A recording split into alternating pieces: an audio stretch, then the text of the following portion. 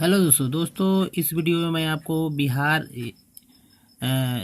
लोक सेवा आयोग की जो परीक्षा हुई है 60 से लेकर 62वीं तक की संयुक्त परीक्षा। तो उसके इतिहास खंड को मैं इसमें शामिल कर रहा हूँ। दोस्तों इसमें जो मैंने एक इसके पहले वीडियो बनाया है कि किस किस सेक्शन से कितने प्रश्न पूछे गए थे, ठीक है। और तो इसी तरह मैं चूँकि बहुत सारे विद्यार्थी जो है कुछ खास सब्जेक्ट को फोकस करते हैं, ठीक है। तो उसको ध्यान में रखते हुए इस वीडियो को मैं बना रहा हूँ। तो इस वीडियो में सिर्फ इतिहास खंड को शामिल करने का प्रयास किया है। तो दोस्तों इसे शुरू करने से पहले मैं निवेदन करता हूँ कि जो भी विद्यार्थी हैं या स्टूडेंट हैं या जो मेरे वीडियो को देख रहे हैं, तो उनसे मेरा अनुरोध है कि आप मेरे चैनल को सब्सक्राइब करें ताकि और भी अधिक वीडियो मैं आप तक पहुंचा सकूं और जो है जो भी महत्वपूर्ण जानकारी है, ठीक है, वो आप तक मिल सके और इसे जो संबंधित लाभ है आप में और आप दूसरों को पहुंचा सके, ठीक है। तो शुरू करते हैं दोस्तों। तो ये जो है प्रश्न पुस्तिका है, प्रश्न पुस्तिका है दोस्तों। तो ये सीरीज ए का है, ठीक है। इसलिए 24 प्रश्न जो है इतिहास में मैंने इसमें बिहार और जो इतिहास खंड है तो दोनों को शामिल कर लिया है। तो इस ठीक है, तो देखते हैं कि ये 24वां प्रश्न जो जैसा कि आप देख रहे हैं कि 2011 की जनगणना के अनुसार बिहार राज्य जनसंख्या के अनुसार देश में कौन से स्थान पर है। तो ये दोस्तों तीसरे स्थान पर है, ठीक है। देखिए दोस्तों इसमें ई ऑप्शन भी दिया हुआ ABCDE।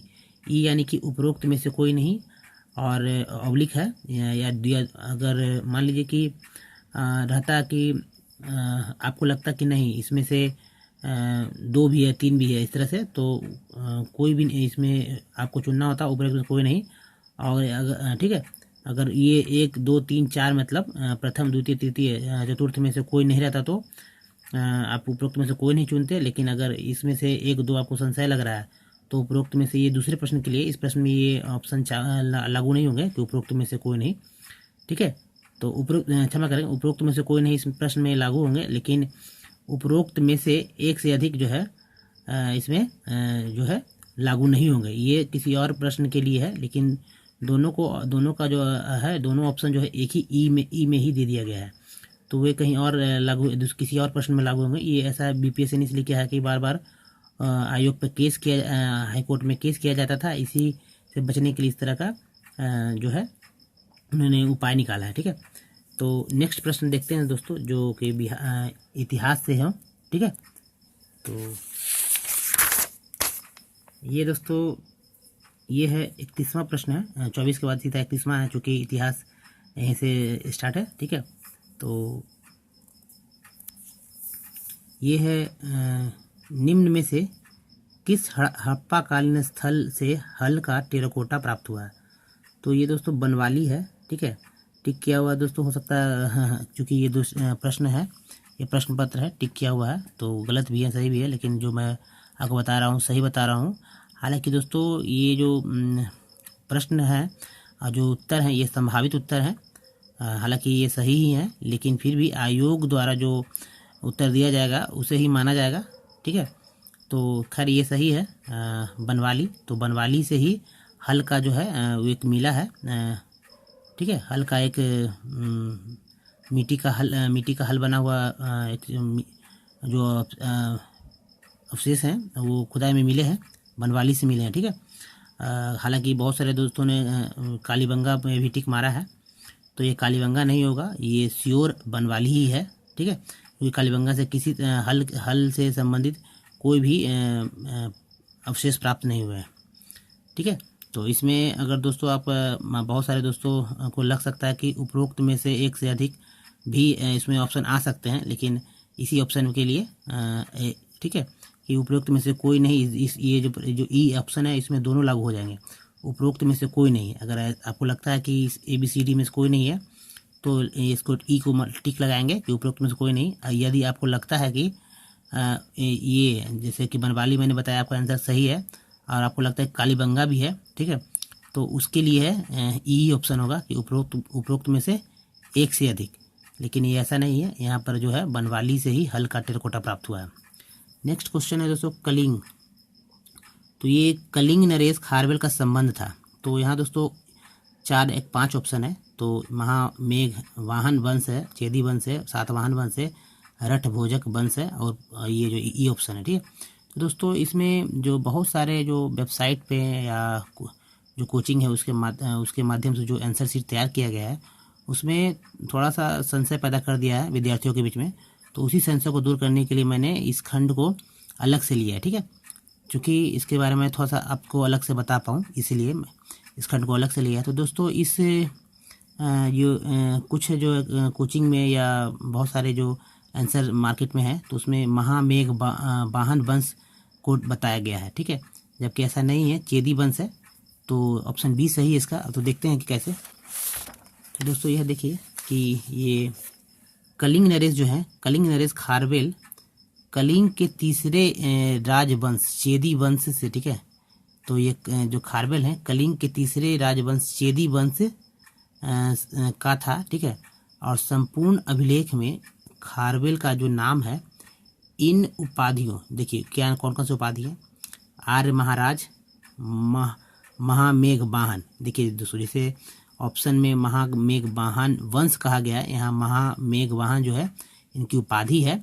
उसके बाद कलिंगाधिपति श्री खारवेल आदि है, और एरा भी कहा जाता था।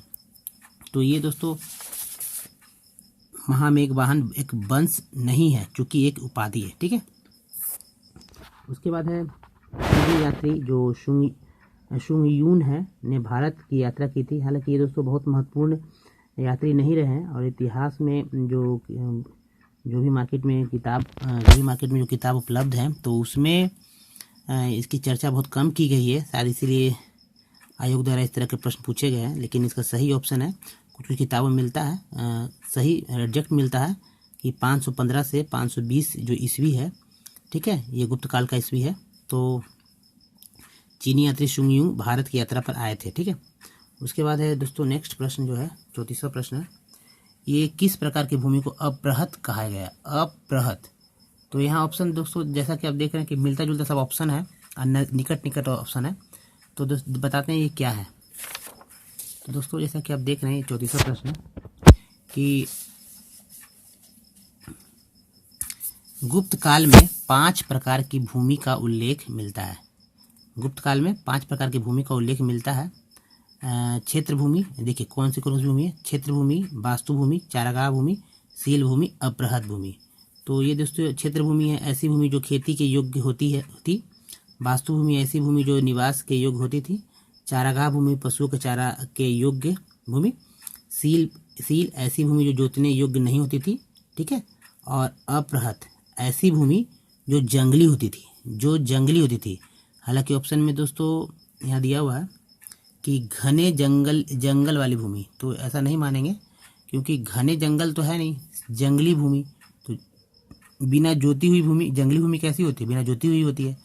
तो ठीक है, हालांकि इस पे विवाद था कि ऑप्शन ई होगा, लेकिन ऐसा नहीं है दोस्तों। ठीक है, क्योंकि ऑप्शन ए ही है सही ऑप्शन है। ठीक है, तो 34 का ए होगा सही। उसके बाद उदंतपुरी शिक्षा के केंद्र में निम्न में से किस राज्य में अवस्थित था? तो बिहार में अवस्थित था, ये सही है, ऑप्शन इसका सही है। उसके बाद 36वां प्रश्न है कि दीवान ए अर्ज विभाग संबंधित था। तो इसमें शाही पत्राचार, विदेश विभाग है, रक्षा विभाग है, वित्त विभाग है, उपभोक्त में से कोई नहीं, यानी ऑप्शन ई भी है। तो देखते हैं। तो ये देखिए दोस्तों कि सल्तनत काल के मंत्री परिषद में 4 मंत्री महत्वपूर्ण थे। ठीक है, सल्तनत काल में, तो यानी जो प्रशासनिक व्यवस्था था उसमें, तो जिसमें सैन्य विभाग का प्रमुख अधिकारी जो था आरिज मुमालिक था। ठीक है, आरिज मुमालिक था सैन्य विभाग का प्रमुख अधिकारी। और आरिज मुमालिक के विभाग को दीवान ए अर्ज कहा जाता था। तो आरिज जो मुमालिक है उसके विभाग को ही दीवान अर्ज कहा जाता था, और इस विभाग की स्थापना बलबन ने की थी। ठीक है, तो यह विभाग था, तो इस विभाग की स्थापना बलबन ने किया था दोस्तों। ठीक है, अब नेक्स्ट प्रश्न देखते हैं कि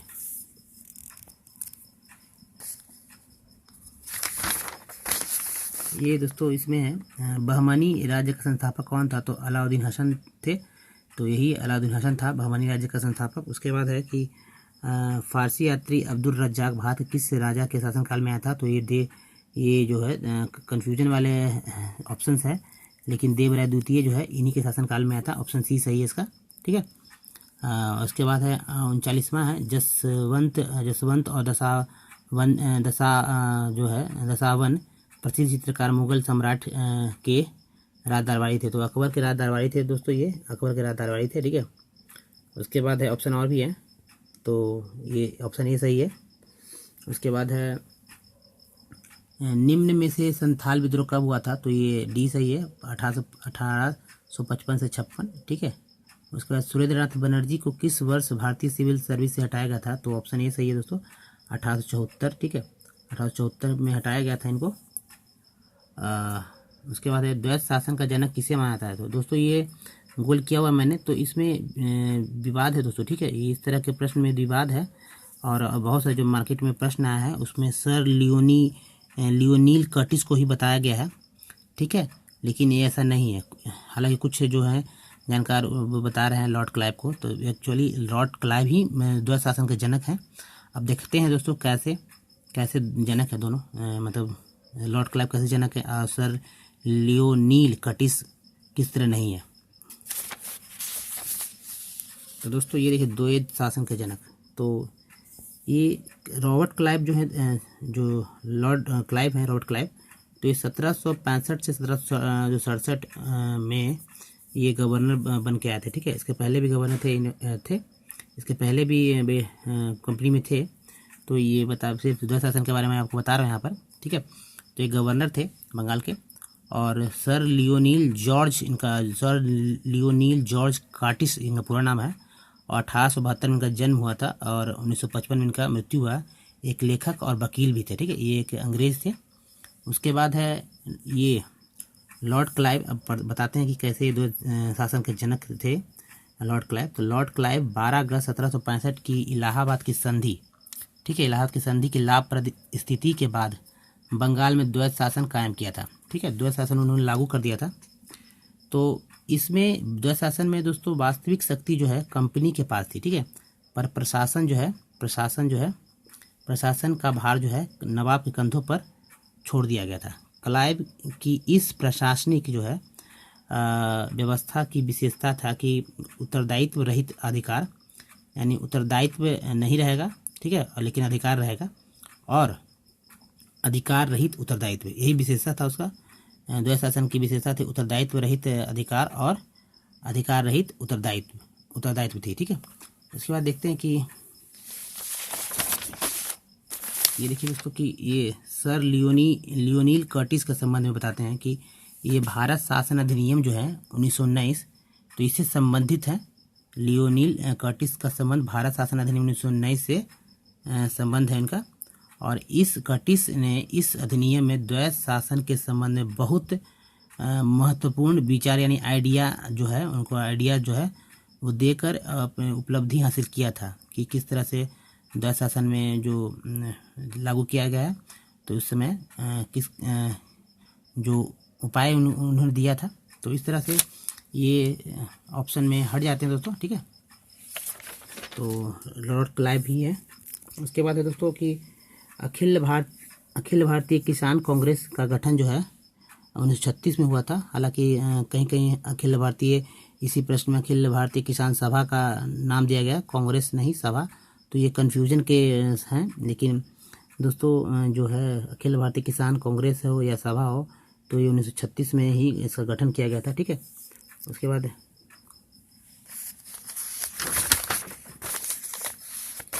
निम्न में से किस वायसराय के काल में, ठीक है, भारतीयों को राय बहादुर और खान बहादुर को उपाधियाँ प्रदान की गई है, तो ये ऑप्शन इसका लॉर्ड लिटन बताया गया है, ठीक है, लॉर्ड लिटन है, ठीक है। उसके बाद है नेक्स्ट है कर्नाट वंश का संस्थापक था नान्यदेव है, कर्नाट वंश का संस्थापक था, ठीक है।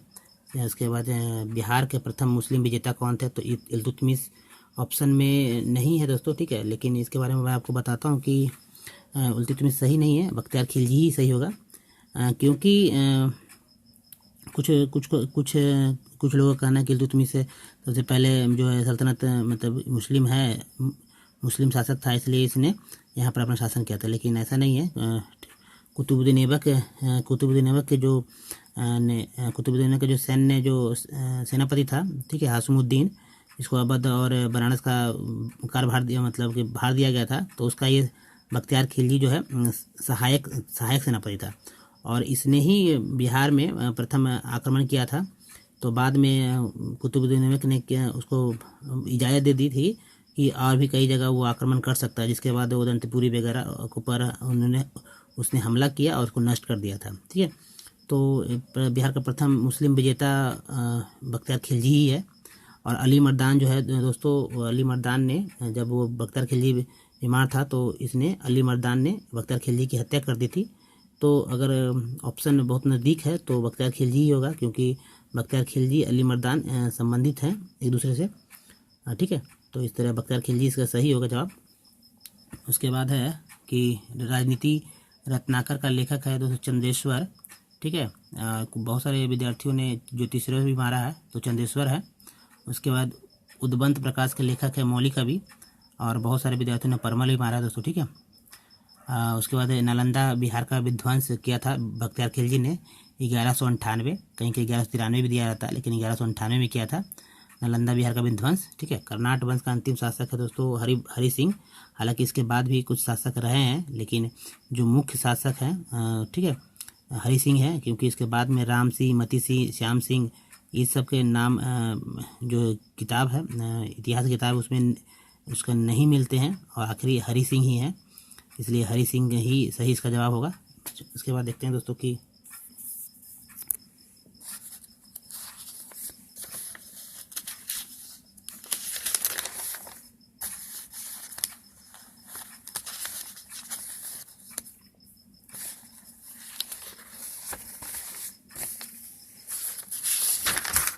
ये देखिए 101 से, तो 101 से स्टार्ट करते हैं यहाँ पर।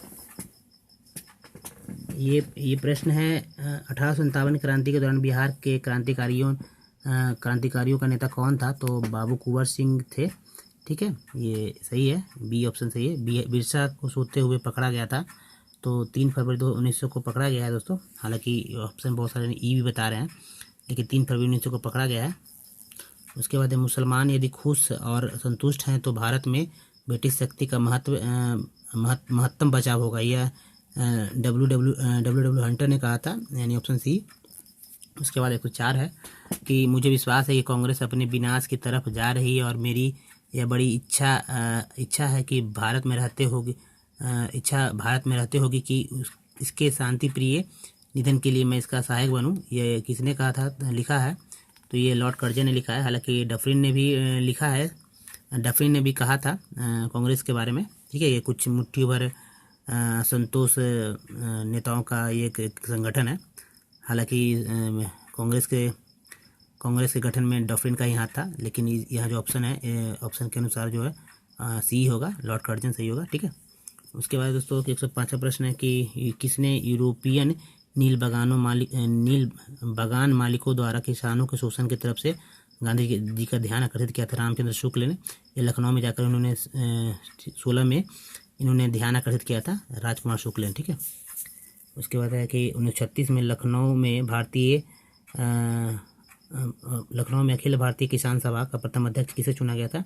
तो स्वामी सहजानंद सरस्वती हैं, इन्होंने इसका गठन किया था। हालांकि आचार्य नरेंद्र देव जो है दोस्तों इस संबंधित हैं, क्योंकि इसके पहले जो एक पार्टी उन्होंने बनाई थे, स्वामी पार्टी जो बना था, ठीक है, पटना में, तो उसमें ये आचार्य नरेंद्र देव जो अध्यक्ष थे और स्वामी सहजानंद सरस्वती थे। लेकिन यहाँ पर ऑप्शन सी सही होगा, ठीक है, स्वामी सहजानंद ही होगा, ठीक है। उसके बाद ये क्वेश्चन है दोस्तों कि लंदन में 13 मार्च 1940 का सर माइकल ओडायर को गोली मारा गया था, तो ये उधम सिंह द्वारा मारा गया था, ऑप्शन डी, उधम सिंह द्वारा मारा गया था। उसके बाद है 1919 में जब मॉन्टेगू चेम्सफोर्ड अधिनियम भारत पास हुआ था, तब इंग्लैंड के प्रधानमंत्री लॉर्ड जॉर्ज थे, ऑप्शन ए सही है, लॉर्ड जॉर्ज थे, ठीक है। उसके बाद है दोस्तों कि असहयोग आंदोलन के दौरान किसने पटना कॉलेज छोड़ा, जबकि उसकी परीक्षा केवल 20 दिन ही बचे थे? तो ये जयप्रकाश नारायण है, ऑप्शन सी सही है दोस्तों, जयप्रकाश नारायण है, ठीक है। और ये इन्होंने कॉलेज की परीक्षा छोड़कर वे अमेरिका चले गए थे, और 1929 में उधर से जो है मार्क्सवादी विचारों के साथ वे लौटे थे, ठीक है। जयप्रकाश नारायण। उसके बाद है 110वां प्रश्न है कि समाजवाद का समर्थक कौन था। तो 1933 में ब्रिटिश शासन देसी रियासतों और जमींदारों और पूंजीवाद को उखाड़ फेंकना चाहता था। तो ये जवाहरलाल नेहरू हैं, ठीक है, ऑप्शन बी सही है इसका। उसके बाद है कि अखिल भारतीय फॉरवर्ड ब्लॉक की स्थापना के लिए सुभाष बोस से कौन जुड़े और आईएनए आंदोलन के साथ भी जुड़े रहे। तो ये सील भद्रयाजी हैं, ऑप्शन सी इसका ठीक है, सही है। और ये भारतीय क्रांति की जननी किसे कहा गया है। तो मैडम भीखाजी रुस्तम कामा को कहा गया है, ठीक है। जर्मनी में इन्होंने झंडा फहराया, ठीक है। तो 112 का डी है। उसके बाद दोस्तों कि ये ब्रिटिश हाउस ऑफ कॉमन में चुने जाने वाले दादा भाई नौरोजी प्रथम भारतीय थे जिन्होंने इस दल की टिकट पर चुनाव लड़ा था। तो उदारवादी दल है, लिबरल है, ठीक है, लिबरल पार्टी पे चुनाव पर लड़ा था। स्वराज दल की स्थापना के सफलता जो है के बाद, किसके सफलता के बाद स्वराज दल के गठन हुआ था। तो असहयोग आंदोलन की असफलता के बाद हुआ था, ठीक है। उसके बाद चिटगांव शस्त्र छापामारी की योजना बनाई गई थी सूर्यसेन द्वारा, ऑप्शन ए सही है। क्रांतिकारी गतिविधियों के साथ पत्रिका जुड़ी हुई नहीं थी। दोस्तों इस प्रश्न में बहुत सारे विद्यार्थी फंस गए हैं और फंसने का कारण है कि चूँकि विद्यार्थी तेज़ी में पढ़ रहे थे और क्रांतिकारी गतिविधियों के साथ जो कौन सी पत्रिका जुड़ी हुई नहीं थी। तो ये यंग इंडिया है, ऑप्शन डी सही है, ठीक है। तो ध्यान से जिन विद्यार्थियों ने ध्यान से नहीं पढ़ा तो उन्होंने गदर मारा है, युगांतर मारा है, किसी ने संध्या मारा है, ठीक है। तो ज़्यादातर युगांतर गदर मारा है लोगों ने, और ये ध्यान नहीं रहा उनका कि क्रांतिकारी गतिविधियों के साथ जो है कौन सी पत्रिका जुड़ी हुई नहीं थी। तो ये नहीं देखना भूल गए हैं, ठीक है। तो जिन्होंने नहीं चेक किया है तो अपना प्रश्न पत्र मिला ले। उसके बाद है बिहार के किस वकील ने असहयोग आंदोलन के समय अपने लाभप्रद वकालत छोड़ दी थी। तो ये राजेंद्र प्रसाद थे जिन्होंने ऐसा किया था, ऑप्शन बी। भारतीय राष्ट्रीय कांग्रेस की पूर्ववर्ती थी तो इंडियन एसोसिएशन है, तो इंडियन एसोसिएशन, तो ठीक है। हालांकि इस पे भी विवाद है, तो देखते हैं कि बीपीएससी क्या आंसर जारी करती है। उसके बाद 29 है दोस्तों कि 1929 में खुदाई खिदमत गार को किसने संगठित किया था। तो अब्दुल खां गफ्फार ने किया था, ऑप्शन ए सही है इसका, ठीक है। उसके बाद कैबिनेट मिशन आया था भारत में। तो दोस्तों यहाँ भी विद्यार्थी फंस गए हैं क्योंकि फरवरी, मार्च, अप्रैल, मई सब इसी पे ज़्यादा अधिक बहुत सारे विद्यार्थियों ने ध्यान दिया है, जबकि उसके बगल में 1942 किसी ने भी नहीं दिखा है। जिनके साथ ऐसा गलती हुआ है, हालांकि सभी ने ऐसा नहीं किया है, लेकिन कुछ विद्यार्थी हैं जिन्होंने ऐसा किया है, ठीक है। तो सभी ने मार्च 1942 ऐसा करा है, लेकिन जबकि कैबिनेट मिशन जो है 1946 में आया था। तो ये सीधा से चारों ऑप्शन एक साथ ही छट जाते हैं, ठीक है। इसलिए ऑप्शन ई ही इसका सही होगा 120 का।